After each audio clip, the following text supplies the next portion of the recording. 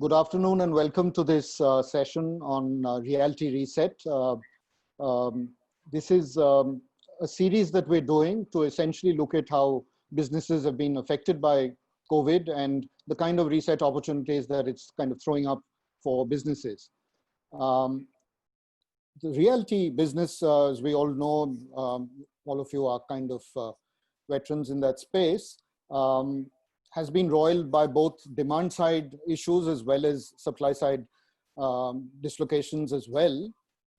But within that kind of churn, I think we believe that it's likely to throw up some interesting new opportunities for realty businesses to rethink and reimagine the business. And this conversation is really to try and kind of get some interesting ideas and thoughts and listen to the perspectives that each one of you will share today. So without much ado, I'm going to kind of jump in and first introduce each of our panelists. And so I'll start with Arvind Yu. Arvind Subramaniam is currently the CEO of Mahindra Happinest. He's also CEO designate for Mahindra Life Spaces, something that was announced, I think, a few weeks ago, if I'm not mistaken, Arvind. So congratulations and welcome to this session. Thank you. So Arvind introduced me to Nitya, who's based in Bangalore and is doing some very interesting work as managing partner at Coworks Foundry, which is like a prop tech accelerator, and working with startups to try and kind of bring some fairly disruptive, interesting solutions to the realty prop tech space. And so we're going to hear from her what the work that she's doing and how that kind of might bring about some interesting changes. So welcome, Nitya. Thank you so much for having me, Indrajit, and the rest of the Founders Field. I'm really excited for the conversation we're going to have here. Thanks so much. I'll move to Sujay Kalele. Sujay joins us from Bombay. I got to know him in 2012, was it, Sujay? Yeah. When we met at the Isha Leadership Forum in Coimbatore. Yes. He was then the group CEO of Kolte Patil and had a very interesting journey there, which Founding Fuel also kind of tracked very closely. Sujay is now kind of helming a very interesting disruptive startup called True Realty, and he'll tell us a little more about it as the conversation progresses. Sujay in turn kind of introduced me to Vikram Kotnis. He does very interesting work as co-founder and CEO of Amura Marketing Technologies, which is working with practically most of the major realty companies in the West. And I think Arvind as well, I think does a lot of work with Amura, so Mahindra Group and Mahindra Life Spaces. So welcome, Vikram. Thank you so much. Thank you for having me. Vikram joins us from Pune. And so without much ado, I'd kind of jump in and request you for the next a few minutes. Maybe you can take a couple of minutes each to give us a sense of what you're kind of seeing around you in the realty businesses, the conversations that are currently on in a kind of post-COVID environment. What are you hearing the folks in the industry talk about? What is it that really is kind of on the minds of the different players in the realty space? Maybe I can start with you, Arvind. Yeah. So I thought I'd share a little personal anecdote, which is actually quite funny in hindsight. Almost 10 years back to the date, I, on a lark, went out on a sailing trip. I was at a conference in Istanbul, so on the Sea of Marmara. I'm a water baby. I love swimming. I've done scuba diving. So sailing was kind of on my to-do list. But to cut a long story short, very quickly, I had clearly underestimated the rigors and skill required. And I found myself having taken a backflip into the Sea of Marmara in cold evening. And my first reaction was just to freeze. Freeze not so much out of fright, but out of amusement. How could this have happened to me? I was in denial. A few minutes later, I was flailing arms. I was hollering to people, "Oh, turn around, pick me up.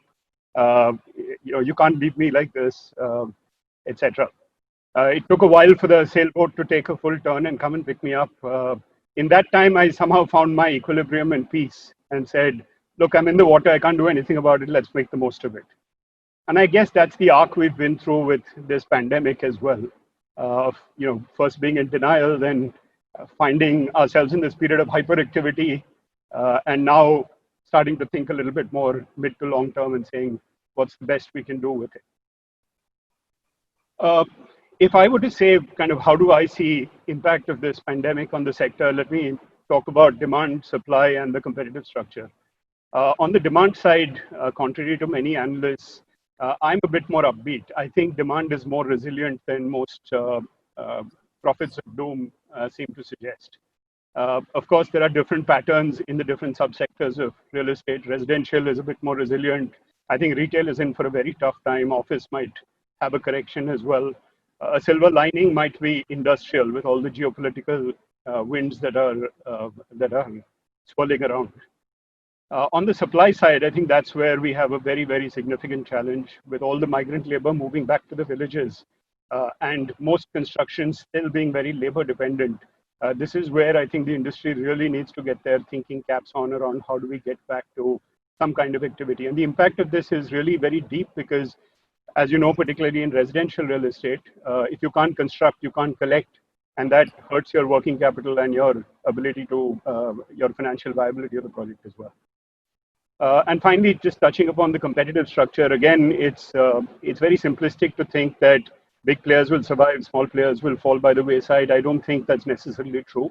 I think the players who've been smart about their financing in the past, who are not over leveraged, who have stronger balance sheet and staying power, are the ones who will be able to see this through. Finally, coming back to my story on sailing, the lingering memory of that was less about when I was in the water. It was more the long trip it took back once I was on the boat, getting back almost an hour back to the shore. And I suspect we need to dig our heels in and plan for a similar journey back to normalcy. Interesting. Thanks so much for that, Arvind. I'll move to Sujay. Sujay, you've kind of seen both sides. You've been part of the traditional real estate industry as well as now in startup mode, doing things differently. Tell us, how are you kind of seeing and what are you seeing around you in the industry? What are the stories that you're picking up? To be honest with you, I feel I have a slightly different take. How a player is responding to this particular crisis is completely dependent on kind of baggage he's been carrying. And by baggage, I don't necessarily mean that it is restricted to debt or leverage or, that's extremely myopic way of looking at it. I mean, a continuously running business, a going concern needs leverage, and healthy leverage is always good. But when I meant baggage, it is how much of his projects are on a fixed leverage, what percentage of the cost have been covered by sales, what has been the track record, customer engagements, vendor engagements, all of that. See, it's only when the tide turns that we know how deep we were in, right? And it is in times like these that your business processes and how well you have adhered to them over the last, when times were good, actually come in to support you, to actually help you get out of it. Individually, to me, and as an organization, true, this is actually the best time that we could be in. Finally, most of the industry players have realized that not only land banking but execution is also equally important. While it was always known, it is now in the last 3 to 4 years that when the prices haven't really moved post 2014-15, that industry was already in a time correction. This sudden pandemic has actually forced industry to now adapt change, and it is this change that is driving True to be at the forefront of what is going to emerge out of it. I think the realization that as Arvind rightly said, residential real estate is probably the only asset class or an industry where the customer pays first and then we construct later. So effectively we are talking of a negative cash flow or a positive cash flow, but it ultimately always ends up being negative. And the working capital requirement and the debt and interest cost, all of that. So the time has really come for us to reimagine how real estate development should function. What are last 50 years data is with us. Last 30 years and 20 years from 1995, when the modern real estate in the way that we know of, from the Lala days of pre-95 started emerging. Obviously, it was post 2005 that FDI was allowed and the realty took a completely different shape. But the germination of real estate as a sector started in 95. If we look at the last 25 years data, this is not the first dip that we have seen. 97 to 99 prices in Pune, for example, at the 1997 had actually reached 3,200 rupees a square feet, which, by the way, they retouched only in 2007. From 3,200 to they corrected to 1,600 by 99. That was the deep correction that Pune had seen.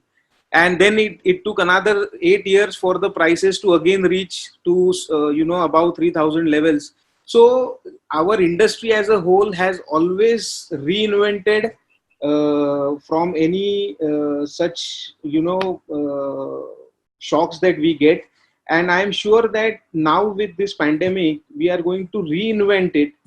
And the time is right for us to reinvent it entirely, not just cosmetic, not just looking at marketing of residential or looking at specific areas of PropTech or anything. What is the core of real estate? The core of real estate development is execution and efficient execution, right? And how can we, I think, reinvent that and make it much more efficient and collaborative? I think that is going to define how much profitability we make and how fast the industry actually gets back to its winning ways. Interesting, Sujay. You're talking about using this crisis to try and kind of reimagine the business, which is a theme that I'm going to kind of pitch to Vikram. Vikram, you see clear tailwinds for someone like you? So it's been a little interesting, and every city is behaving a little different. Fortunately, we work across India, so we get to see how every city is behaving, right? For example, Pune has been very resilient because the over inventory, the stock is not much, and the demand is still decently strong.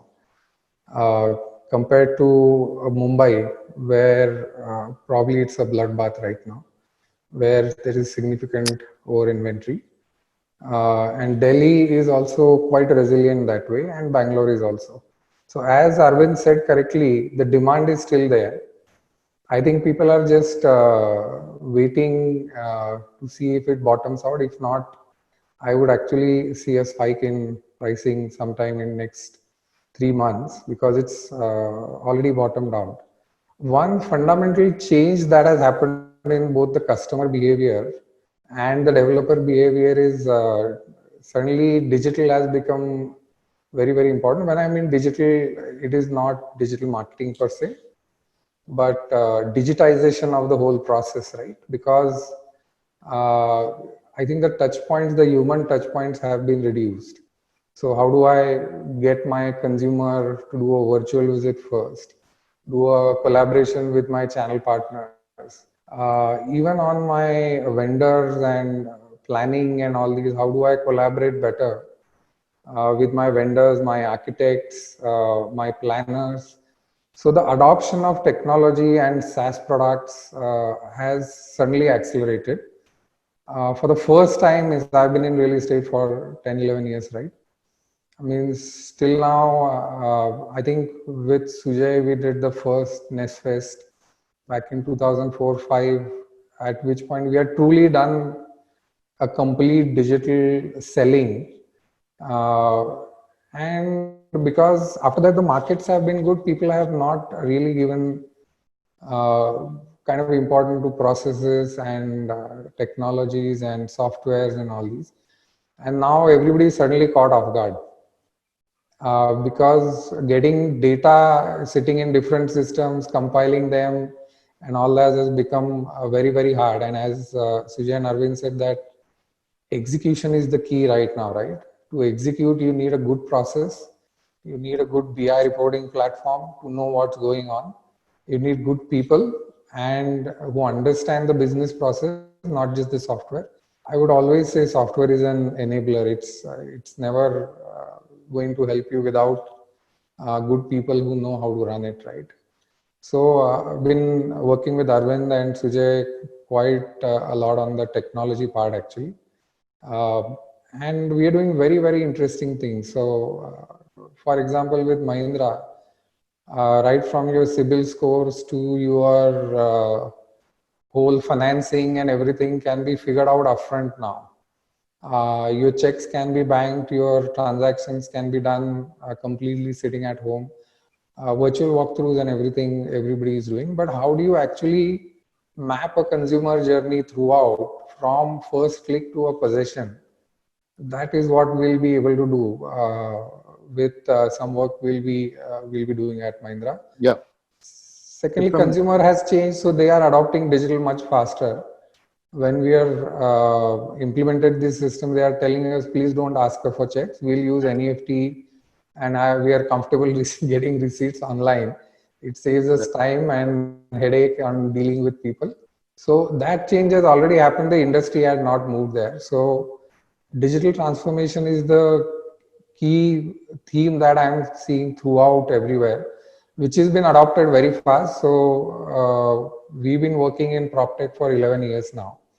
But I have never seen, for example, on an average, we used to do 20 to 30 demos in a month on the SaaS product and everything. Last month, we did 200 demos. Wow.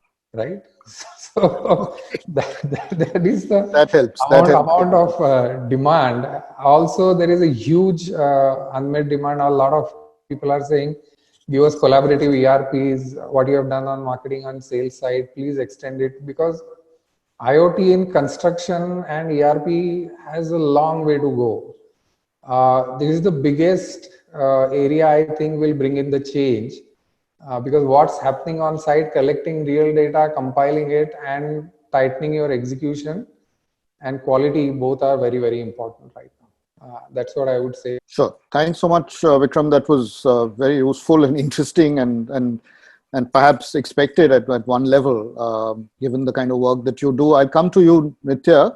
I know you wear two hats. You're part of the CoWorks head of new product development as well, and also at the Foundry, where you do interesting work with startups.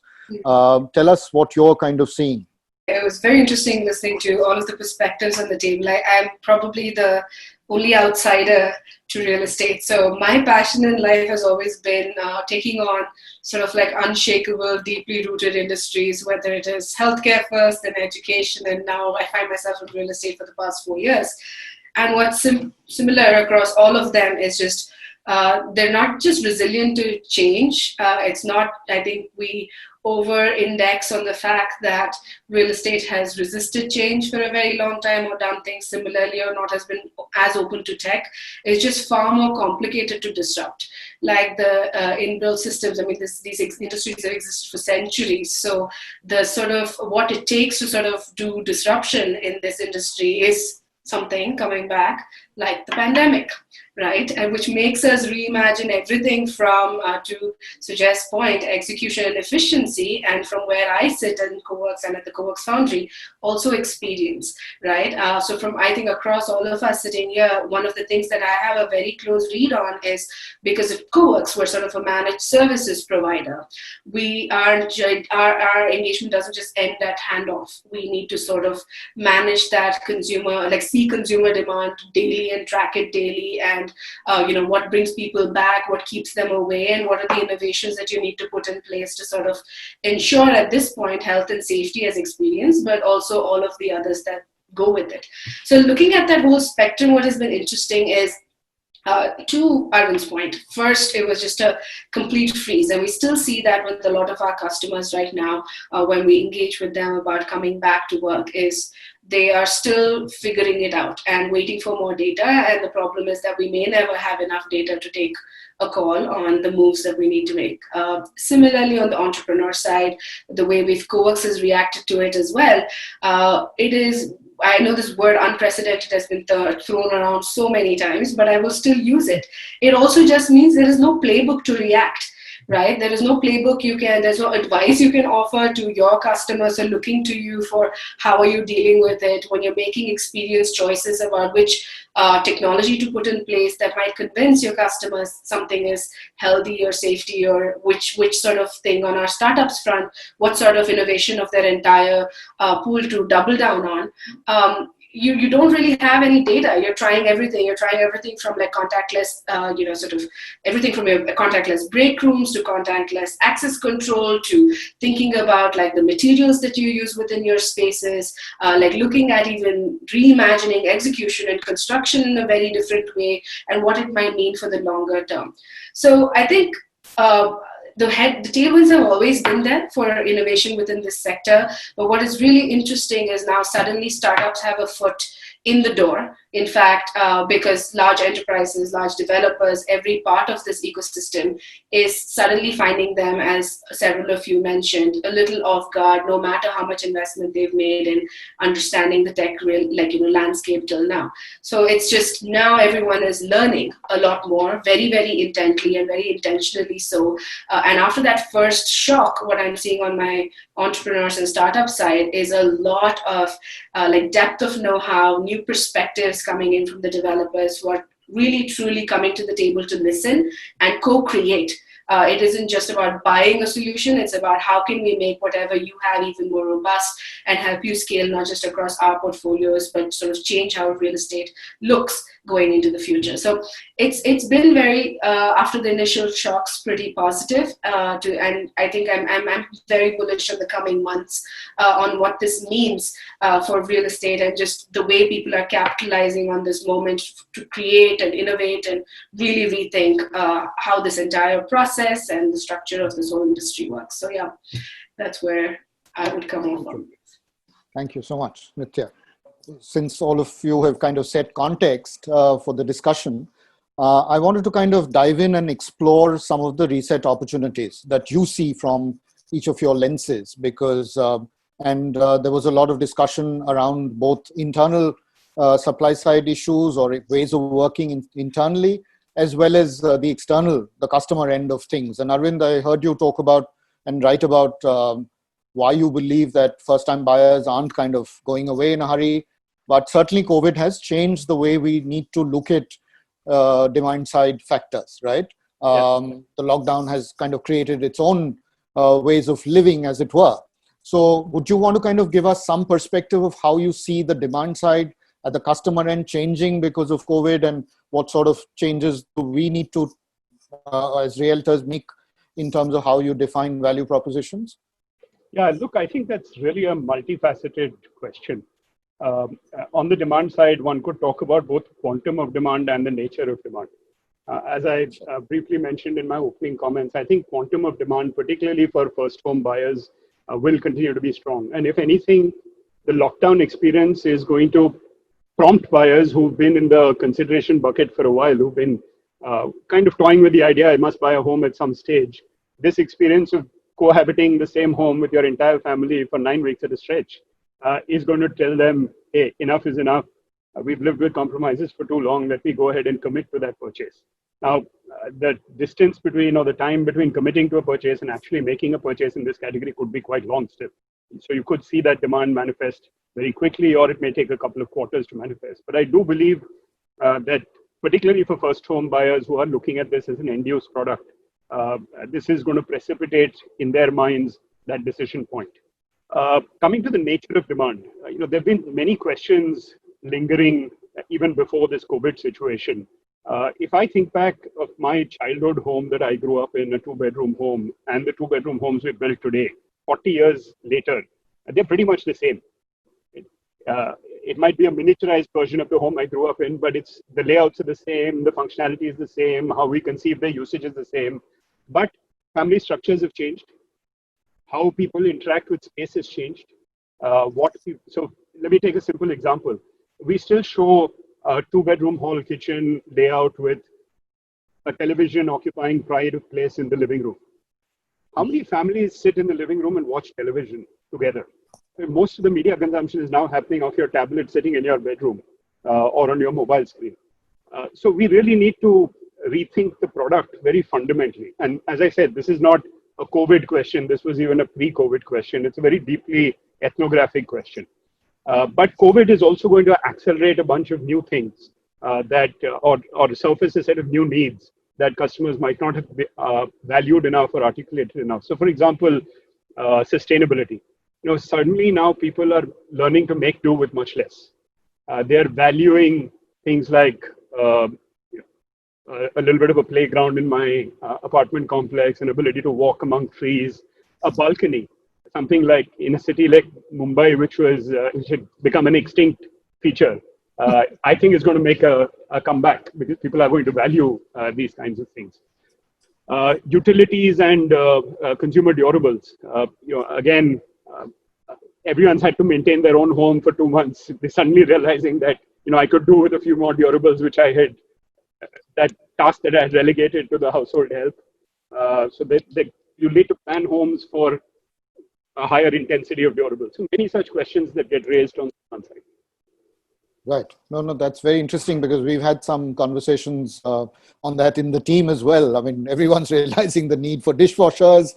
Washing machines, of course, have been around for long, but dishwashers, I mean, after all that lockdown labor that we've all put in, at least some of us, certainly I think homes will need to be reconfigured. I'll quickly kind of jump to Sujay and then maybe Nithya and Vikram as well. What do you see happening at the customer end because of the lockdown experience? And like Arvind was saying, some of these changes are long, perhaps overdue in terms of reflecting and innovating on the product itself. What has the lockdown experience taught us? Sujay, you want to go first? Yeah, I think the biggest advantage for real estate demand for owing to COVID has been 2011-12 was the start of what I have seen as financialization of savings. It was around that time when the millennials who were born in 1990, and maybe 1985 and after that had started earning. I remember when we got our first job, within 6 months of that, we bought an apartment because that was looked at as a social security.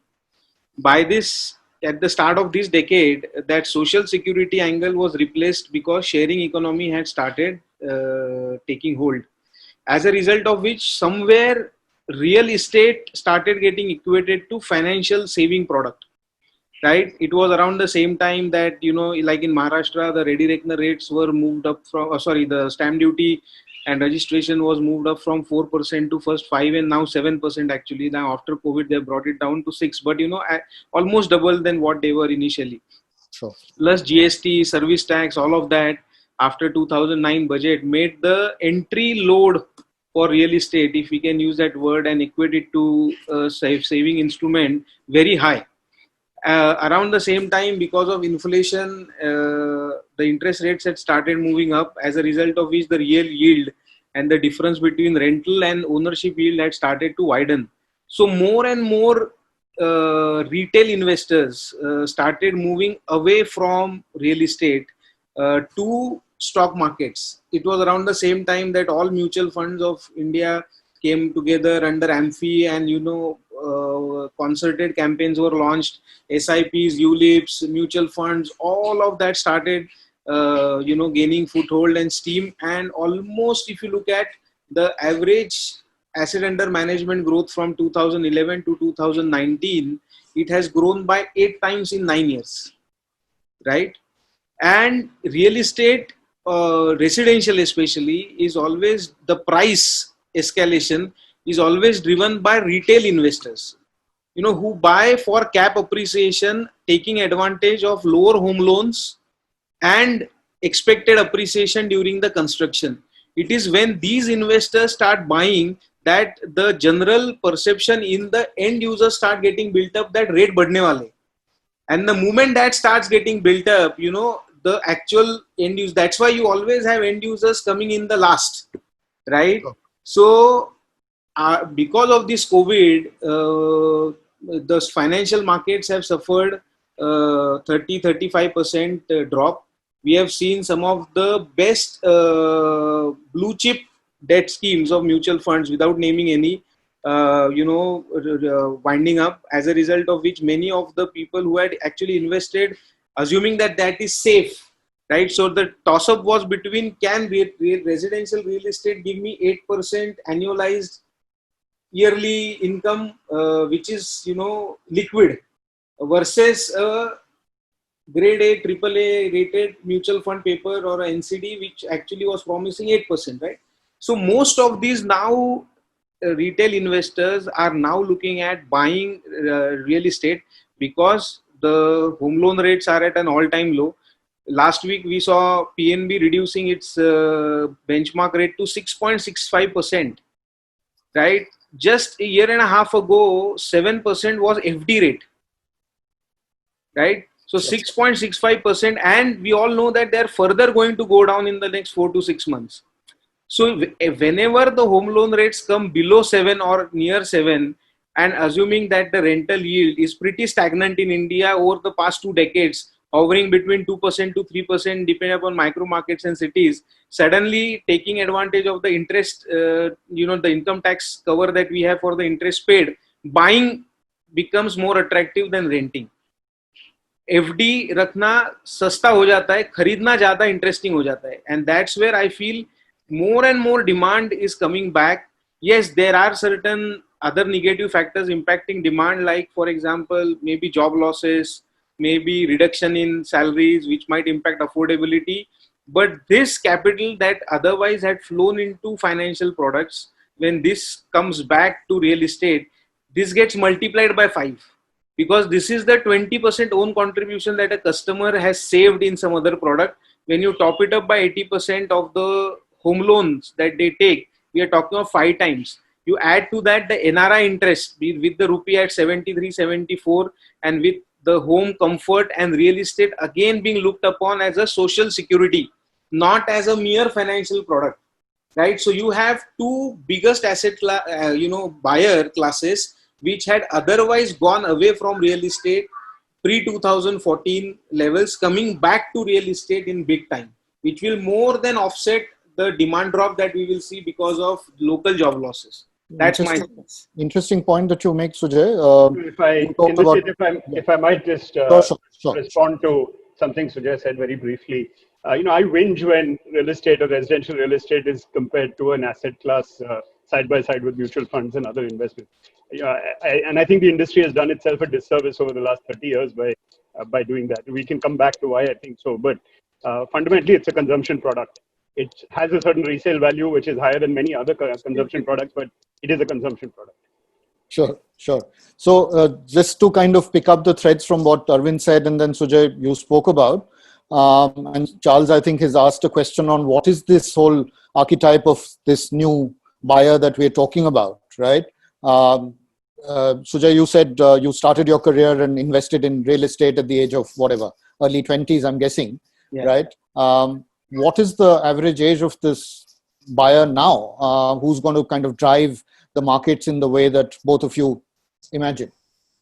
Late 30s, early 30s, late 30s? Give us some in my first job in real estate with Jones Lang LaSalle, we had done an analysis to figure out how has the buyer average age changed since 95. Right, so pre-2000, the average age of buyer was 38 to 42. Right, after 2000, 2001, when home loans and mortgages were freed, and it was made accessible, and it coincided with the entire IT boom and all of that. In 2007, the average age was around 34 to 35, and it kept on going down.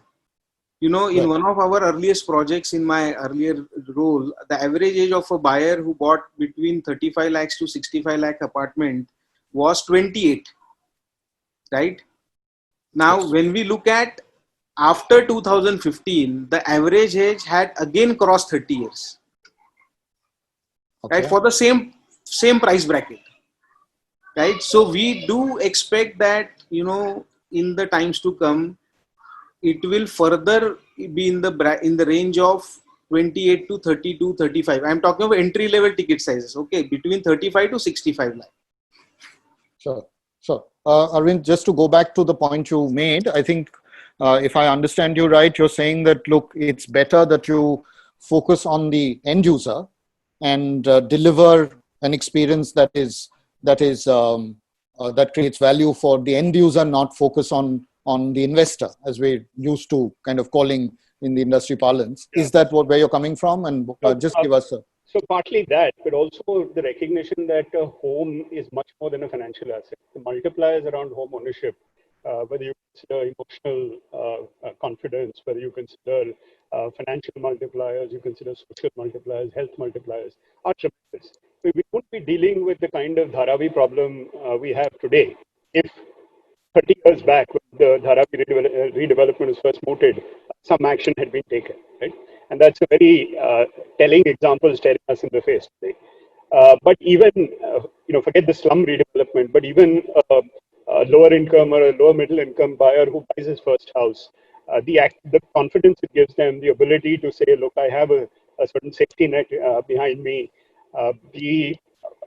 what it does to their children's education, the kind of community they grow up in, is tremendous. And there's a lot of academic research to support this point of view. Which is why I feel, modifying real estate or homes to saying, I could invest 30 lakhs in a home or 30 lakhs in a mutual fund, and what does it do to me, is really trivializing the impact of home buying. So it's a point well made. And I'd come to both Nithya and Vikram as well. What we're hearing is, how do we kind of think about what's happened at the consumer end of things, the lockdown and what it's kind of taught us, because that's an important reset opportunity as well for the industry to remain relevant. Some things have fundamentally changed. Nithya, you spoke about what you're trying to do at Coworks without a playbook, really. But I'm guessing increasingly you're learning a few things as well, right, of what works. And some of those may not fundamentally change. I mean, work from home is now going to be a reality as well. So I don't know what that means for a co-working space like the one that you kind of helm. Give us a sense of what you're kind of seeing at the consumer end, your user. And that's the really interesting thing about it. Like, whereas with investments and with markets or even with home buying, these are like very longer term thing. What we've noticed is while like the point you made about work from home being a very real reality today, and it also might be because I'm sitting in Bangalore and you're in Bombay, you're sort of feeling the delayed effect of it. But work from home was very important in Bangalore. Like it was seeming like the end all be all. We saw companies around the country, the top companies place furniture orders to enable home workstations, start investing in IT to make it available for people to work better at home. I mean, the IT issues that you just had, I will not have in an office, and neither will the cost to my employer to provide that be the same as if they had to provide it at each home. Now, what happened over the span of the last 3 months, at least in Bangalore, and I'm assuming Bombay will go the same way, is that very quickly employers realized, no matter how much money they were putting into it, employee experience across, of course, all of the softer things, which is collaboration, creation, and all of the arguments you're hearing against work from home more publicly, there's a very real financial reason why it is important to bring people back into office, right? And just enabling productivity at home is a massive, massive cost to any employer around the world. So coming down to brickbats, like what we're seeing is that the conversation has shifted from work from home being reality and what we have to deal with, to suddenly we're seeing the same people who made some of those communications in the news taking up millions of new square feet for new office spaces coming into the next couple of months, and then it continues to keep changing. But what we've learned in the whole time is exactly what Arvind mentioned, is keeping consumer front and center and the customer front and center and their experience has actually paid off in a very big way for us. So let me put this in sort of context, right? So if you are a small business owner and you need to go back to office at some point, you realize that the majority of business owners don't even know forget like the lack of a playbook because of COVID. They don't know how to enable a safe workspace for people to get back to. They don't even know where to put the money into, like what choices to make. But where co-working spaces and managed services providers have come out on top, while of course, like to the mind when you look at a situation like, oh, why would we put a bunch of people together? That's what co-working is. No, you here too you have the same kind of space, but what you have here is also a full-time team of the very best operational experts in the entire country, thinking about health and sanitization day in and day out on how you return back to work. So what we realized, we were better equipped than standalone offices and standalone businesses to handle this. And everyone who's returned to work right now, I mean, we've seen quite a few of them in Bangalore and around the country, are finding value in this suddenly, because they're like, we couldn't have put this in place for our businesses, neither at the speed nor the quality with which you actually put it in place. So what it allowed us to do is like anticipate keeping customers at core. A lot of the things we'd invested in before, which was good design that allowed for both focused work and collaborative work, the way we had designed our break rooms, the way we had actually thought about like technology and how it's integrated into our spaces, all of those were for convenience and nice to have before, and suddenly now those are the things that are enabling health and safety at a very, very different level. So even with and I want to sort of shift focus to my other day job, which is as managing partner at the CoWorks Foundry. And across the entire stack of startups that we have, all of the things that they used to make like second or third layer of sort of value addition to you as a digital tool, of course, you say efficiency, cost savings, etc. You suddenly realize like this health and safety aspect, the fact that, for instance, in construction tech, we have this drone analysis company that actually does incredible spatial analysis on any construction site and removes the entire need for any sort of manager on site. Like you literally can watch in real time and be alerted to errors that deviate from your, plans, all of the time. And like that has suddenly replaced the need to go to a construction site in order to be able to do this. So all of these technologies in the digital world that were enabling efficiency now are suddenly becoming to the forefront, like things we can't live without because how consumer behavior is changing because of the pandemic we've been through. So what we see is that the value proposition that was third or fourth suddenly coming up top, for almost all of our startups, like whether it is a relocation startup for large enterprises and how they're managing like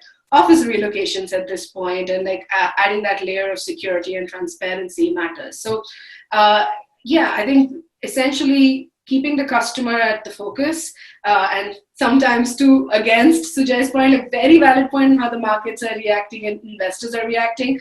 But these are sort of more longer term things that you can bet on. And the market sort of, while we know what it might do in the next 6 months or to a year and have lasting effect, you can't really predict that. So that's where I am on this, on our Arvind Square. Terrific. Vikram, I think we heard Arvind talk about reimagining that space a bit, the way that we look at living, as it were. Yes. I think both Sujay talked about the average age suddenly starting to go up. People looking at a different crop of buyers, if I may say so, coming back into the market, and the kind of different bundle that Nithya is talking about, which is the greater emphasis on health and safety coming to the fore, given the kind of work you're doing with realty companies in terms of understanding the customer, the user journey, as well as what's happened post the lockdown. What are the changes that you think you'd have to kind of, that you're having to kind of think about in the way that you design for this experience, this changed user experience, as it were? So fundamentally, there have 3 to 4 changes that have happened. We have become more environmentally conscious as a race, which was not there before. Secondly, health has become a very high priority. Consumption of services through technology has grown tremendously. Means you look at the big baskets and Amazons and everything of the world, right? So I think for a real estate reset, right? Because if I'm going to be living there and extended co-working, so we just ran a survey some 20 days back on 1100 consumers on what they were thinking, what kind of features they needed, and all these things. So some interesting facts came out. One is they are looking for bigger apartments now compared to what they were looking at earlier. Secondly, what they want is not to work from home, but if the project somehow has a co-working space they are willing to pay for, right? So somebody like a co-works can come in and aggregate these smaller spaces and they are willing to pay a fee for it. So technology and asset management. So asset management as a service, right? Basically smart homes, smart assets, and smart services. So people are also looking at, I don't want to travel too much. So I have two kids. They play tennis, they play music and all these things, right? So how can a developer or a service layer that can sit on top of it and kind of plug into an urban club or something like that and arrange music classes in a safe environment? People are also looking at health centers or natural wellness centers or something of that. Somebody to talk to from a health standpoint on a regular basis, or an app which they can plug into and somebody is available there, right? So very interesting changes that have happened because of this and consumption of services. So you've seen companies like Margate and all these being very successful in this because they are integrated end to end with the Swiggy, Zomato, Big Basket and all these things. So again, three big takeaways: smart home, smart assets, smart services, right? That is what the change we've been seeing from a health perspective, from a living perspective, and from an automation perspective. So I need to see all my water bills, my so environmental perspective, my electricity bill, how solar works. IoT can get all that together. So solutioning and planning fundamentally has changed. And we had kind of seen this because majority of the home buyers, so especially in Pune, Bangalore, the buying is driven by all IT buyers, right? That's probably 60 to 70% of people who are buying homes right now or investing in homes. As we see, these things have suddenly taken a precedence, and we have tried it on a couple of projects and they worked wonders actually. And so there is a need for all these three things. So from a Nutya's, she's smiling away all there, I can see that. So the CoWorks Foundry is going to be very critical, tying up with all the societies, developers, creating those spaces, managing them through technology is going to be the need. Again, similar thing for healthcare services, similar thing for asset management services, and similar thing for my living services or my kids or my elderly. So elderly care is also a big area which can be automated through that and all these things, right? So healthcare is also a big area which has been neglected, which needs to be looked at very closely. Interesting. Arvind, you've made the transition from, or you're making about to make the transition from affordable housing as your core area of focus at Mahindra Happinest to a much wider portfolio. But we seem to be talking about the slightly more well-heeled part of our population. But what about affordable housing? What are the changes that you're starting to see? And you mentioned the Dharavi project, and we've had some fairly interesting conversations on that inside Founding Fuel as well, because I mean, you will at some stage have to really start rethinking the way we've planned our big cities, right? I mean, if people who come and work for us don't have a place, they're not going to come back, and that's brings us to the next part of our discussion. But I wanted your feedback on this. You'd be surprised. Actually, a lot of what we've spoken about might seem like we're addressing the more affluent or well-heeled part of the pyramid, but actually we're not. So even if I were to draw from examples closer to my body of work, we launched an affordable housing project in Mumbai in October last year, where we actually had a separate facility for co-work. It was equivalent of one apartment in an affordable housing development where we said you can come there to either your child can come there and study, or you can come there and work. It's a shared space, part of the amenities of the development. The reason we did that is, again, customer insight. Small homes, the biggest challenge is for the child to find a quiet space to study. We also had things like a guest room available for renting by the day. Again, founded on the customer insight that these families also want house guests, but they have a small home. So how do they accommodate the house guests? Can I have an apartment in the same complex that I can rent out by the day, which is serviced, etc. So many of these features, broadband to the home, fiber to the home, closed circuit TV, surveillance of security, access control of each tower in the gated community, are actually features that are valued deeply, and in fact carry more value. This technology allows this segment of the customer, the entry-level ticket size segment of the customer, to enhance affordability. If they had to do this by hiring help, it would cost them far more.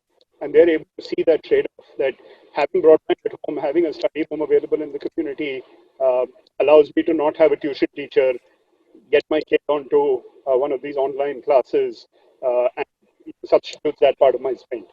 So that they're actually very savvy. This is not peculiar to this. One to take the journey of telecom where I cut my teeth. A lot of the early adopters of data were not the affluent postpaid customers. It was the prepaid customers. It was the sabziwala who was contacting his customers in a building to say, should I come and deliver this sabzi today? It was increasing his productivity. So it would be fallacious to think this is a elitist offering. I think it's very much I would call the next billion consumer offering. And this, I'm guessing, is in the 20 lakh kind of range? Or yes, in the 20 to 40 lakh. So I just wanted to, if it's okay, switch the conversation to the supply side, because it's a lot of changes are likely to happen there, I'm guessing, because of what we've seen on account of construction labor kind of disappearing from our big cities, and therefore the need for automation and new kinds of construction technology as well. So Sujay, would you kind of like to take a stab at what you're kind of seeing, and then I'll go around to hearing what the others have to say as well. Sure, Indrajit. I think supply side labor has been an issue. The cost of labor in the ever since social security schemes like Manarega were introduced and various other schemes that other states have introduced from time to time in the last 7-8 years, 10 years, the cost of labor has only gone up. And non-availability now in COVID cases has brought this problem once again to the forefront. But I think labor cost as a percentage of the total project cost is less than 20% actually. So while that remains a problem to be solved, and there are multiple ways in which we are trying to solve in our projects, what we are looking at is how can we reimagine each and every cost head that goes in the P&L and balance sheet of a real estate project. There exists an opportunity to try and reduce cost on each cost head. Specifically, coming back to the labor issue, and probably the other discussion, we can park it till we move to the third stage of our discussion. You know, something like we are looking at a job card concept for our projects, where we can do execution of the project in 2 shifts. Right now, we see that infrastructure projects like Metro in Bombay, other infrastructure projects, Postal Road, the work goes on for 24/7. But I have seen very few real estate projects where the work actually goes beyond the first shift. Why? Infrastructure project, same slabs have to be casted, at times underground. You know, often the reason given by consultants and my project managers earlier was that we can't cast slab in night. Yes, that's true. There is no doubt about it. We can't cast the slab in the night. But there are other activities that can be done which saves the time, right? So starting with that, suddenly you are making 8 hours of a day more productive. Working backwards, if the activities have to be driven through job cards, there has to be a back-end engine which calculates what activities in the first place have to happen today. Then working backwards, then this means it has to be connected to the master execution plan, and it has to have its own intelligence to figure out that if a certain activity hasn't completed today, what is the repercussion on the critical path, and how can it recalculate the critical path and reprioritize activities such that tomorrow morning when my first shifts project engineer or project manager comes on the site, on his app he gets a completely new activity sheet based on the new critical path, such that the end date hasn't moved, right? Real-time collaboration, material reconciliation, effort mapping, effort estimation, a whole host of everything that goes into casting that slab or doing that flooring or that waterproofing has to be reimagined. And the focus has to now shift from number of laborers to productivity per labor, right? And it is, believe me, it is much easier said than actually done. The amount of back-end integration that this requires so that I can make that asset sweat harder and longer than what I used to earlier, right, requires a completely different setup and completely different level of tech integration in the overall execution process. Sure. I wanted to just kind of pick up, you're talking about new kinds of, ways of working and the drive towards greater productivity and efficiency. But clearly the labor migration issue, Arvind, has kind of been a big source of dislocation. But now there are new choices that are being that you'd have to deal with, right? In terms of capital investments, automation, all of that. How is that likely to pan out? And then I'll come to Nitya and Vikram as well and ask a little bit about what are the interesting problems to solve. But Arvind, how does this current labor crisis really affect decisions that you've got to make? Look, I think there's been a fair amount of work that's been happening on this, but unfortunately, again, real estate has pretty much been with their feet stuck in cement. If I could call it that. Portland cement was invented almost 100 years back. We still haven't found a better material in 100 years, and that's a shame. Right? The way we construct buildings has not fundamentally changed. Yes, there's a little bit of mechanization. About 15 years back, there was the advent of aluminum shuttering, which increased the cycles. Again, the first reaction to that was, oh, that's too much capex. I can get the same work done with my carpenters on site. But it's now very quickly become the norm, particularly in high-rise structures. Over the last 10 years, there's been a lot of work on prefabricated construction elements, starting with what was called 2D precast, so a slab or a column or a wall being cast in a factory and brought to site. But now an entire house can be cast off-site and literally assembled like Lego blocks on site. Again, a preliminary kind of analysis of the cost, it does appear far more expensive. But I would reckon two things will happen. One, as Sujay was pointing out, with labor itself becoming scarce, there will be a need to embrace these technologies. And as more developers embrace these technologies, scale will drive the economics in a much more favorable direction. Right now, Arvind, one can assume that there'd be at least 15-20% cost differential because of. Right now, there's at least a 20% cost differential like to like. If one doesn't factor in the time saving that you get, which is a little bit of a ephemeral kind of goal that we are all chasing. That's right. But will that kind of be a barrier in terms of pricing and everything else? So it is a barrier where, so for example, in residential real estate, like we discussed, the economics of residential real estate is about collecting while you construct. And therefore, you're trying to keep cost as low as possible, get to the next collection milestone and fund your working capital through that. But in commercial real estate, it's very different. It's about how quickly you get the asset ready so that it can be leased. And there we are seeing a lot more adoption of things like precast. You have entire bathrooms being made off-site and just brought in and fitted on-site. hotels are built this way quite commonly, even in India. And we're not talking about Dubai or the Western markets. This is happening very much mainstream in India. Right, right. Nitya, you kind of touched upon some of the interesting problems that are worth solving. You heard both Sujay and Arvind talk about the kind of things that they'd like to kind of do. From the startup community, what are the exciting solutions beyond the one that you spoke about that are coming in that you're in touch with, which might help change the game, reduce costs, make things much more productive, efficient, and of course, create value for the customer as well? This is an incredibly interesting field with some deployment of some pretty heavy technology products as well, beyond your usual SaaS layers, etc. Of course, you're seeing a plethora of project management tools that are capable of doing what Sujay just mentioned, which is you're able to quickly sort of create new activity lists on the fly, depending on what has been missed or what has been not.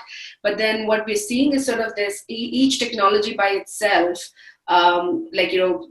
about 4 or 5 years ago, were sort of being presented in isolation. And what we're seeing right now is sort of this Swiss cheese theory, right? Like each layer of Swiss cheese has massive holes in it, but you layer enough of them on top of each other, you sort of covered all of your pieces.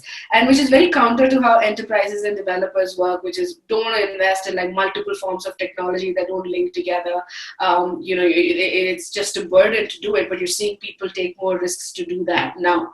With that in mind, now the entire, of course, construction phase, then your development, your leasing, and then even beyond the managing of the experiences, there's a ton that can be sort of disrupted throughout. We are seeing disruptions in, like Arvind mentioned, materials, in actually just within surveying itself, right? Like before handoff, project handoff, like full-fledged surveys on like how capable your water lines are that you've laid in, like the use of robotics and pipeline sort of crawler robots in order to sort of inspect pipelines to ensure there hasn't been sort of any caving, etc. The ability to literally see through walls, the ability to actually capture every single stage of construction, not just on the outside, but on the inside, for you to be able to go back and look at any defects that have happened.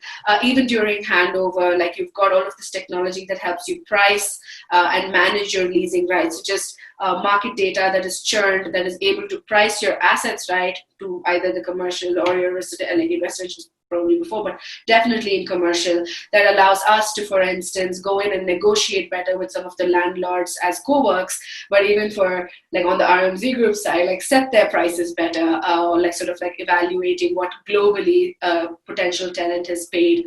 You're seeing these databases being put together.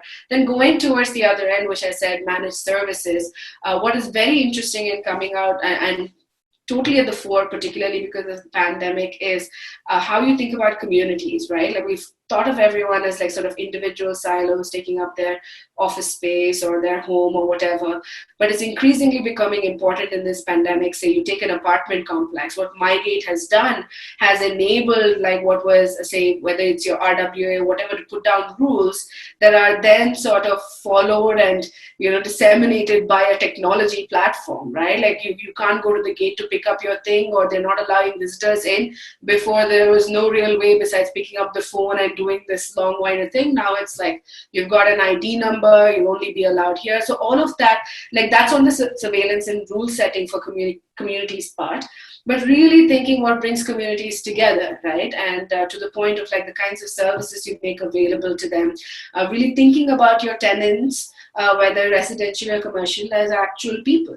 And to really understand that across the entire real estate spectrum, people spend 50% of their lives on the commercial side and 50% of their lives on the residential side. And in both of those times, you've got the ability to really rethink what communities are like. How do they find more purpose in their work by being collaborative across different companies, about having conversations that sort of help drive each of their businesses to new levels. How do you enable mental health? How do you enable doctors and healthcare services access, as Vikram mentioned, right where you work or right where you live, or maybe all of those happen in the same place. Like these are all really interesting ways of looking at how people live and work and how you can build communities around them. And at the end of the day, this spans all the way from what we're looking at right now, but even all the way to elder care, down to affordable housing, across the board. And that's something I'm seeing entrepreneurs who are not from real estate at all, who've done things in like social networks, come in and think about how what they've learned in the virtual world should drive behavior with design, with technology in the very real world we live in. So it is frankly a very exciting time to be alive. It is good that we've got something that has kicked all of us on our behinds to start moving with better technology. And I frankly have a very optimistic outlook, like I mentioned several times in this conversation about what is to come, especially because I know the big guys across the entire spectrum are now finally paying attention to some of what these young startups are building. So yeah. That's great to hear. In that case, I couldn't agree more with Nritya on the point of community, and also building on what Vikram was talking about earlier in terms of what customers are asking for and the needs that are surfacing. The one thing that's really hit us in our face, smack in our face during this pandemic, is your gated community is only as good as your immediate neighborhood. You're no longer impervious to what is 20 meters around you. And therefore, this notion, earlier urbanization model, particularly in cities like Mumbai, where I can have a very Tony gated community in the middle of a neighborhood that is otherwise unkempt, will no longer work. So how do you create more inclusive development models where you need to adopt your neighborhood, make sure it works in harmony? What are your early ideas on that? I'd love to know, Arvind. Look, I think a lot of progressive developers have been looking at CSR work in their neighborhood, but CSR work tends to be limited to, okay, I will fund a public toilet close by, or I will make sure the roads get cleaned every once in a while, etc. I think it needs to be a bit more of an ongoing exercise rather than an initiative. It's kind of how do I make sure that this development and its immediate surroundings are both starting to get lifted together. Great. Vikram, I wanted to kind of pick your brains on, we keep talking about end-to-end digital capabilities when it comes to sales and marketing and customer engagement. What are some of the things that you're starting to see when you look at building, and looking at the user, experience in its entirety?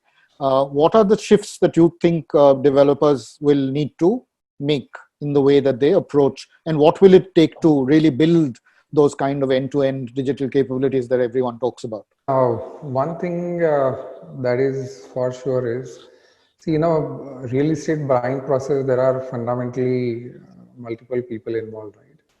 So you have your customer, now majority of times you have your real estate consultants or brokers involved, then you have your financial partners involved, and then there is an internal team of the developer. At the same time, a consumer is looking at multiple products at the same time to make his decision. So how do you really collaboratively help all your people to come to a decision point faster, right? So can I expose my inventory to my real estate consultant also transparently? Maybe not all of it, but some of it, so he can go online, do his presentations. DIY platforms where everybody can see the same data. Can I give my customer more information on to select his own apartment sitting at home? Because if you see the sales process on the site where people don't want to spend a lot of time, right? And I have done real estate sales just for the kicks of it to understand the process. It almost takes 2 to 3 hours to finalize an apartment that he wants to buy, then negotiate a price or financial scheme that he wants to get into, right? So nobody has really, so everyone that I see works at the top of the funnel. कि lead आया, lead को call किया, site पे आ जाओ.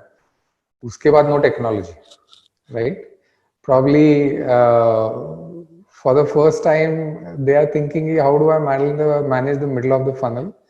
And primarily bottom of the funnel तो human touch के बगैर होता ही नहीं था. So no negotiation tools, no inventory, no selection, no approval process, no instant approvals to be given to close the deals and all these things, right? So no banking partner coming in to give you an instant pre-approval on the loan. So you can close the deal right there. So we have done all these things at a rapid pace in the last 2 months, where you can either integrate with all your Zooms and Hangouts and all these of the world. Middle of the funnel, you can allow the customer, all the sales people to go through the same data inventory for property selection, the directions, the views from there, whatever you want to do. And the bottom of the funnel, by the time he submits his lead, his KYC, his financial data has come in, his CIBIL has come in, his pre-approval has also come in. So we have already integrated with Bajaj Finance. We're doing HDFC integration for Arvind and his team and all these things. And I think the first time it was used quite aggressively was the launch that Arvind just mentioned. We were still able to go through the middle of the funnel quite well with digital adoption. So just to ensure that everyone understands that, Vikram, can you just give us some context or maybe a few seconds to just understand what the brief was from Arvind on that, the HDFC, the work that you're doing? So primarily the need now is when I'm closing a deal with my client, right? I need to know his financials, how much can he do down payment? Is there a gap in the property price versus what is the approval that I'm getting from a banker? What is the rate negotiation that can happen? What kind of down payment? So it's a very complex negotiation that happens, right? And there are multiple parties involved. So there is a banker, there is a real estate consultant, there is a sales guy of the real estate company, his manager. There are multiple levels of approvals that are needed if you want to let go of the rate, because there is no standard pricing MRP in real estate. That's the worst part. That's what makes it so complex, right? If there was a MRP, and I think Sujay has been wanting to do that, the market gets that. Fortunately, I think during the last launches, we were able to, with Mahindra, achieve some level of MRPs and hitting the banks and getting the financial data. So we know which people are more qualified to close and deal with them accordingly. If there is a gap in financing, during negotiation itself, we were able to tell the client that this is the gap, how are you going to cover it? So ऐसे नहीं होता, because cancellation hits the developer much harder because you have already spent so much money. For example, the cost of getting a customer to the site is on an average between 8,000 to 15,000 rupees, right? A single customer. I don't think any other industry spends that much. And because the gross merchandise value is so high, yes, you can afford to do that because you kind of do the match ke 2% ke niche aa raha hai, sab kuch mila ke, right? So all these things have become very tricky suddenly, because the customer will only come to the site once to see the site. When we did Nestfest also, me and Sujay called up a customer, he booked online, and kind of he gave a funny feedback, right? He bought a 3 crore villa, and we were on a call with the customer. He said, I live next door, but site ke alag dikhane wale ho, abhi to gadda bhi nahi khuda. Right? So basically it's all render dikha ke sab log bechte hai वैसे भी. But the human touch was more required from a selling and pushing standpoint. Now your softwares and processes have to do that. And that is what it's almost, and I've been a big proponent, and we actually enabled assisted sales in 2015 with Nestfest and Sujay earlier, and whole digital platform, which actually I could take a customer online, get on the screen sharing with them, live chat, and we closed digitally, Sujay, if I remember, 200 apartments almost then, right? So, so those learnings were there. Now the negotiations and all these parts. So usually digitally token के आगे लोग नहीं करते थे. Now they are forced to actually negotiate online, do the cost sheets online, get the approvals online. Your bankers have to be involved. Your KYC has to be done online. So all these bottom of the funnel activities have also been completed now. Very interesting. From their Arvind, any things that you would like to kind of build on what Vikram talked about? Because I'd like to understand what this means for the kind of new age real estate company that one ought to think about building. What is the bundle of capabilities that you now need to focus on? You can't do everything, right? You've got to work and partner sensibly, based on what Nitya was also talking about and Sujay has been speaking about. Any things that you want to kind of this crystal ball gaze? I think this raises important questions on organization models and how and talent both. Right. We work extensively with Vikram and his team, Nitya and her portfolio, other such ecosystems, and we've created what we like to think of as an open innovation platform, where we are hungry and greedy. We keep scouting who's doing good work in this space, how do we partner with them, and we have initiatives on from Silicon Valley to Boston to Dubai, Chennai, Bangalore, all the way up to Sydney. So it's pretty much every time zone that exists. And we started this business of affordable housing at Mahindra Happiness with this very clear philosophy that we want to do it differently. In order to do that, we even chose to create a skunkworks team separate from the mothership, housed it in a co-working facility. We are a tenant of co-works, and said, look, also drew the talent from outside of real estate. Most of us have come. I have very limited real estate experience. Bulk of my experience has been in management consulting and IT and telecom. And similarly, a lot of my colleagues as well have come from consumer durables, financial services, etc. I think it was important to bring that diversity of talent to reimagine the questions, as well as once you get the questions right, I think most of us are smart enough to figure the answers. But very often, the questions we ask itself are wrong. Absolutely. That's so well made. Sujay, you want to kind of add something to that, because you had to kind of transform a traditional real estate company when you were at Kolti Patil. And I know you spoke to me about at that time how resistant the industry tends to be to change, right? But what I'm hearing now from all of you is that resistance is levels are starting to drop. People, I think the penny has dropped somewhere.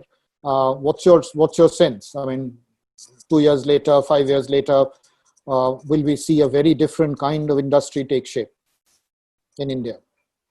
Anmol has also asked a related question actually. He says, how tough has been to change the culture internally and with key stakeholders?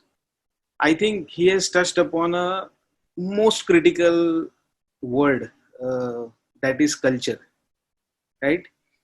We can put in the best systems, we can design the best processes, but if you don't have people who are motivated enough and understand why certain processes have been reprocessed or re-engineered and why a certain system is now being put in place, it is not possible to effect any change. Vikram will also support the fact that for the first 5 years that he started Amura, and even when we started digitizing journey with him in 2011, the biggest fights that we used to have is who got in the lead on the site, whether it was through digital funnel or whether it was to hoarding. And it was constant fight to show how digital is not performing and how brokers, channel partners and hoardings and my own contacts are the ones who are getting us the lead. So I think still having those fights, by the way. Still having those fights. So I think that's where I think important culture is next to impossible. I think to change, because most of these organizations have been existing for more than a decade, maybe 2 decades in some cases. They have tasted success in doing business in a certain way. most of these, except maybe few, are not promoter, are promoter driven. So effectively, the change has to happen at the promoter level, which I don't know how many at this stage of their careers are willing to really make that go and push it with the hardest fact to the saying that to the extent that if my people don't change but I change, I have the guts to replace my entire team, right? So very few. So I think culturally it's very, very challenging, and that is what also throws up opportunities for completely new setups with new culture, new thought processes, new everything, to take up this challenge of transformation. I think to answer specifically your question, Indrajit, as to whether we will see a transformed industry, we have to. There is no other way.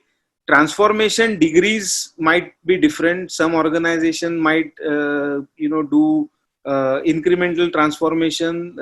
Some might do drastic transformation. Some might just do entire topsy-turvy. I mean, start where it ends, really, at that stage. But transformation is bound to happen. I think or the entire real estate industry has had, could get away with serving stakeholders, to be really diplomatically correct on this platform, without getting impacted by what has happened to many other sectors through technology. So it's just a matter of time, and this COVID has just fast forwarded the entire journey by a few years, to say the least. So, a very I interesting. should add to that, if possible, because Yeah, I also similar to also Arvind, straddle an old, really established, highly successful developer industry, and all of my LPs are developers as well who've just done business a certain way, and then there's the new blood and you're bringing in. But what has been interesting to me is that, of course, I think diversity and inclusion of very different voices, non-real estate viewpoints at the table, like Arvind said, really, really matter.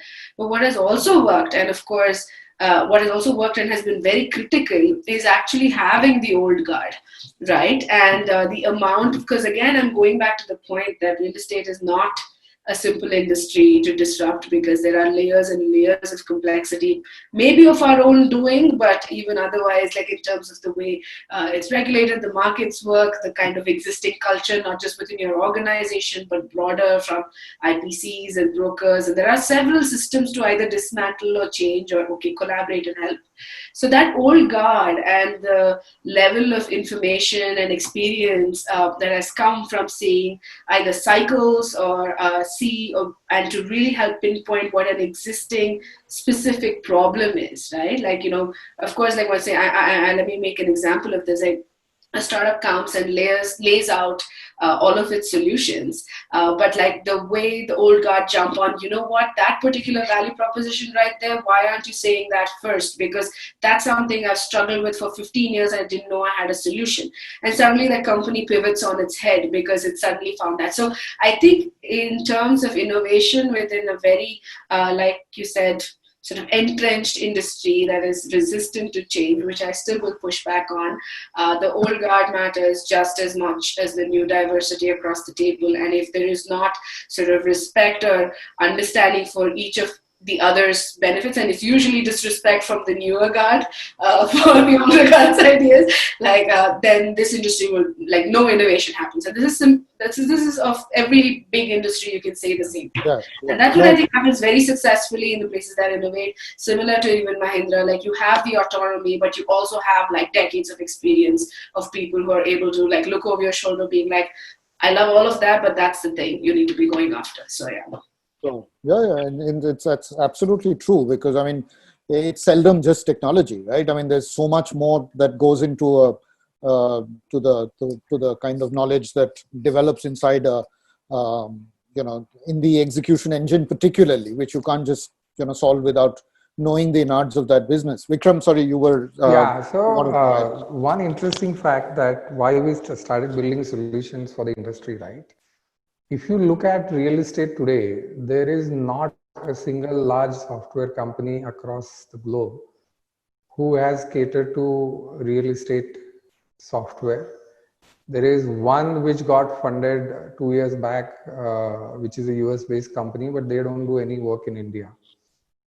And any Indian company, so this is old money, right? You have to understand real estate is, most of it is old money. Yeah. Yeah. So mostly when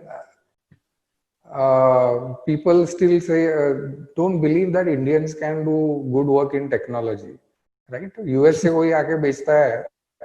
They spend, I have had people spending 3 crores on tech and then coming back to me and adopting it for probably 2 lakhs or less, right? Okay. After spending 2 crores. But the faith in Indian entrepreneurs has to grow tremendously. Otherwise, Indian entrepreneurs have a bigger market to go to, which is the US, right? So it's very easy for an Indian entrepreneur to go to a Middle East or a Asia Pac or the US rather than focus on India. So focusing on Indian markets, my experience for the last 10 years has been extremely painful from that perspective, just because it's all old money and I think koi bhi Western influence se aata hai. So tech, actually the half of the biggest tech companies are headed by Indians, right? I mean, it's a joke. So and somebody takes a decision, spends 2 crore and then they say nahi abhi paisa kharcha ho gaya, but they're not, see, at a higher GMV, right, your gross merchandise value or a top line, you cannot move that way, especially in these conditions. So like Nitya, you are doing a lot of work in PropTech. What is the adoption ratio, right? If something comes from a US or Israel, अच्छा है 2 crore खर्चा करके देखते हैं, because US से आया है. No, But absolutely. I just wanted to mention, in fact, one of the biggest value propositions we offer because of the platform we're here is the fact that each of these people are one phone call away, and we put our reputations on the line on behalf of our startups to be like, seriously, take them seriously. Like, we've done our due diligence on them. You need to, and it's amazing how we didn't start this intending to build our a core value proposition to be that, but we stumbled face first because this is the biggest problem that startups faced, was, to your point, getting beaten out by much more expensive American or Israeli solutions. So yeah. So I think India has the solutions, just adopting them fast enough, right?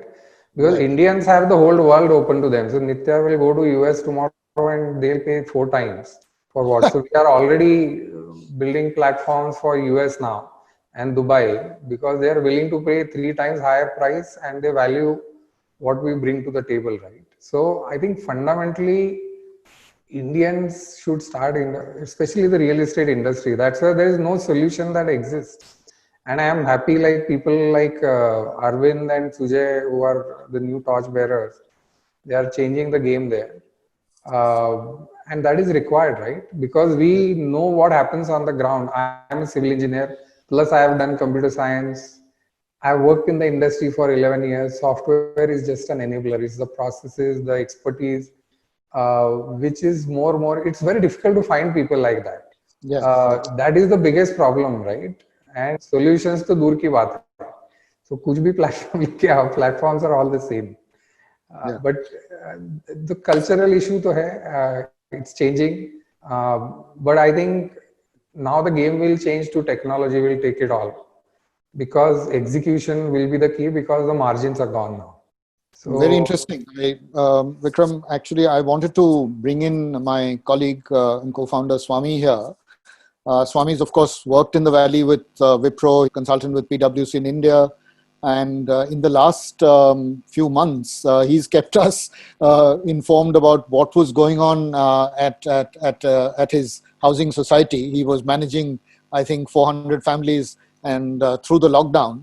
Swami, you might have some questions for them and comments as well, and we might, kind of open up the conversation. This is that. Swami, all yours. Sure. Yeah, actually, this space has been perhaps the last frontier of the tech world, because like someone said, some of these processes are fairly complex. My first experience working with realty tech, or however you want to call it, was a project we were doing for Pulte Homes. That's one of the largest home builders in the Phoenix area. So Pulte had a problem of the number of variations that they were offering to their house buyers, home buyers, in terms of their, what kind of flooring they would like to have, what kind of configuration of rooms they would like to have, and what kind of bathroom fittings and kitchens and all of that. So, they really didn't have a way to actually manage the various amount of configurations. So we actually used a technology which was not really a standard technology. We used i2, which is now called, I think, Blue Yonder now. i2 has been through a lot of changes. So i2 is a supply chain management software. So we had to completely tweak that to actually handle this situation. And even then, we were addressing a very small part of the problem. We didn't get into the sales part of it and all of that. The other experience I had was working with Home Depot, where they were actually trying to fit, one of their biggest projects, the projects that they used to make money out of was recarpeting homes and also redoing the kitchens or doing the deck. These are three main areas, sources where project-wise they could make money. So I was helping them build the what is called the at-home services. They used to call that business at-home services, about how they actually handle that process. So when I started looking at that in an advanced country like the US, there are just so many gaps, and even the technology that was available at that time was just not able to handle all the requirements. So it's, I feel that this is a prime time when startup companies can really come in and take each of those, like Nritya said in a very interesting way, the cheese stack, actually that's very true, because nobody is really able to think about the whole suite of solutions. So I did get that impression that, this is perhaps the last frontier. Perhaps there are more, but clearly one of those industries which is pretty large in a lot of ways. One of the largest, in fact, I go back to the Economist article which talked about, this has been, housing has been the largest wealth creating machine over the last 50 years, right? Pretty much everybody is saving to buy a home, and all the economic policies are geared towards people to help them go buy homes, and the entire ecosystem of urban, semi-urban, suburban, all of that come about because of homes. So, it's given that it is so core to human living itself, it's not seen so much of technology, at least so far. So that's just my observation. I think we are making early attempts at it in the India context, but I must say that, as somebody who's living in HSR layout in Bangalore, I didn't really go out for the last 2 months, self-imposed. As I walk out, I see that Hustle Hub has come up pretty much during the lockdown. They have converted an old DHL warehouse about 100 meters from my house into a big, co-working space. I did know that work was going on, but I never expected it to be a co-working space as such. And I don't know, perhaps Nritya might know, but HSR seems to be spurting a lot of these co-working spaces and so-called startup incubators or whatever it is. So I see a lot of interest in that. I see companies from Bombay, ACO Insurance setting up place in co-working space in Bangalore, hiring talent here. So that has definitely made a huge amount of change in the way people approach office space. So, the new age buyers are looking for co-ownership, and like you rightly said, expecting a lot of the management hassles, best practices of management actually go to the people who know it best, rather than hire my own security guard, hire my own sanitization folks, all of that stuff, So I think that has been something that I've observed. But specifically on the apartment thing that IG spoke about, MyGate, if we didn't have MyGate, we would have had pretty much blown the lockdown in terms of how we would have managed the entire process. We used MyGate to the hilt. I'm part of the RWA, so I get a chance to influence some of the things that we do with MyGate as well. We have MyGate calls us. Sorry. Not influence, bully. Well, yeah. We are their. They say that we are their lighthouse customers, so they pretty much try out a few things with us before they roll it out to the rest of the world. So, a lot of conversations we have had with them, and, we've asked them to introduce some new features like, some of them may not like this idea, but, at that point in time when Arogya Setu was considered to be the app that will monitor, the entire spread of the pandemic and all of that, we were talking to MyGate to see how we could integrate that when somebody comes in and all of that. It didn't go anywhere because by the time, people had already said it's not the best way to manage the pandemic. But, we used to run, like what Nitya said, almost everything on MyGate. Our entire resident population used to get informed because of that.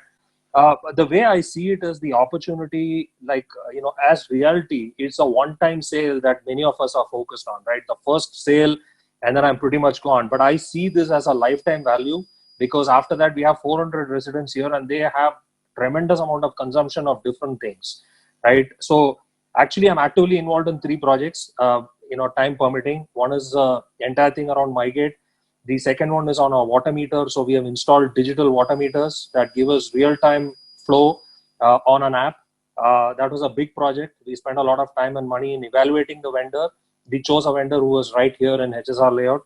And the third one is on the solar power plant that we are trying to put up. Now, these are CapEx projects. These are very large projects, and these are not happening at the time when the sale of the property happens. So if startups are able to look at the entire value chain and the lifetime value of a society, it is tremendous, right? And we have projects coming up every now and then, that are of pretty much important. Like, for example, we have 2 sporting facilities, and those need to be maintained, to the highest standards. So it is very difficult for us to get vendors or technology to help us do that. So I'm sure there are vendors who are going to come in and actually do that. And the last one I want to leave with is my own personal experience of using pretty much a HSR based startup again, which is NoBroker, for renting out something that I had. I would say that, for both the buyer, for the person who's renting out and for the person who wants to buy, I think they had done a fantastic job of bringing the two together. I had listed the property on a few places, but I never got the traction that I got on my on NoBroker, for example. And the service that they provided, I said, how are they really going to make money? It's NoBroker. They're not going to pay any brokerage. But they are smart enough to sell me a lot of other add-on services, like getting the painting done, getting some of the electrical work done, selling me a contract service. And pretty much they perhaps would have made the money. And, and as a person who's not able to spend time doing all this stuff, going and, introducing a potential tenant to, show them around and all, it's just not possible. Nobody has the time. And they really came in. I had to pay them a small fee, which was definitely not in the percentage of a brokerage fee. But they completely made my experience so seamless. So, I mean, like all of you have said, the ones who come and reimagine the customer journeys now, given you can say it is for selling a new property, but also for managing an existing one, which is, in my view, perhaps more valuable in dollar terms or in rupee terms than just selling it first time. I think there are ample opportunities, and I think that's where we expect, and we are seeing already a good amount of traction coming from startups. Thank you, Swami. A lot of what Swami said is music to my ears, because let me just pick up on 2 threads very quickly. One, you mentioned I2, and it just raises the question. Actually, we are working with a startup founded by 2 I2 alumni. A lot of the problems that we think are unique to real estate actually have been solved elsewhere. And it's really important to keep our eyes open to that and adopt the solutions. Also, you talked about things like the ultrasonic water meters and solar, etc. I was very happy to hear that, because we've now started embedding some of those products at the time of selling the apartment itself, rather than leaving it to the RWA or the society to deal with later. Exactly.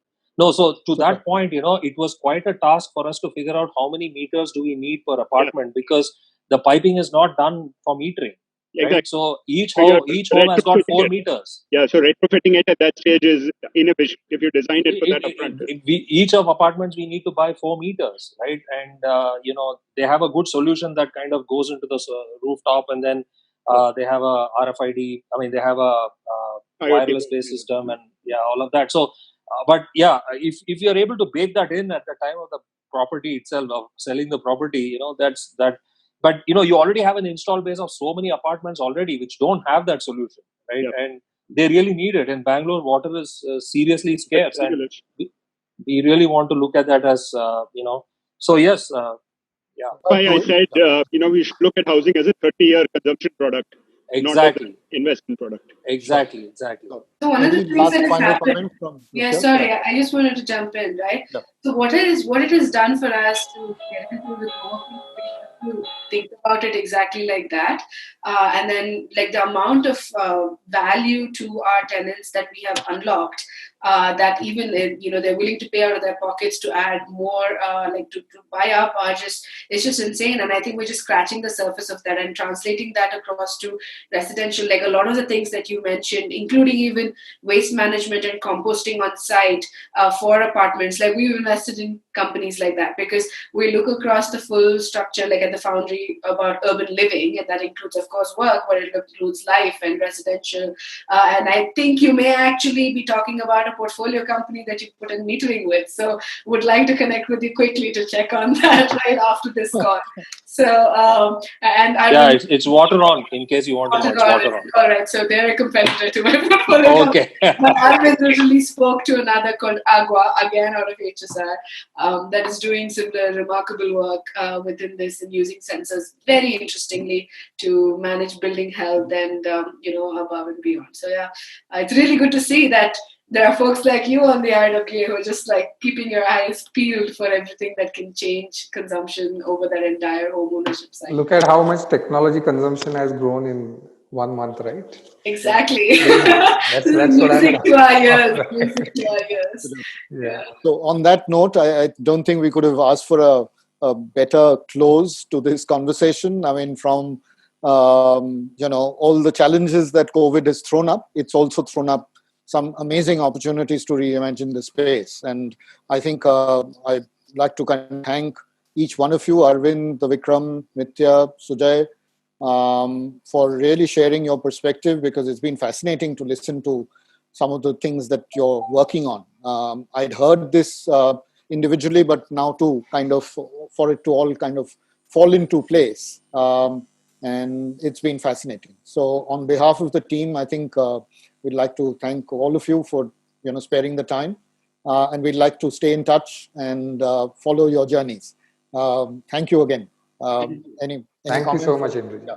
Thank you so Thanks much. so much. Thank Very you. Thank you, Indrajit. It was a wonderful conversation. Absolutely. Pleasure. Thank you for making time.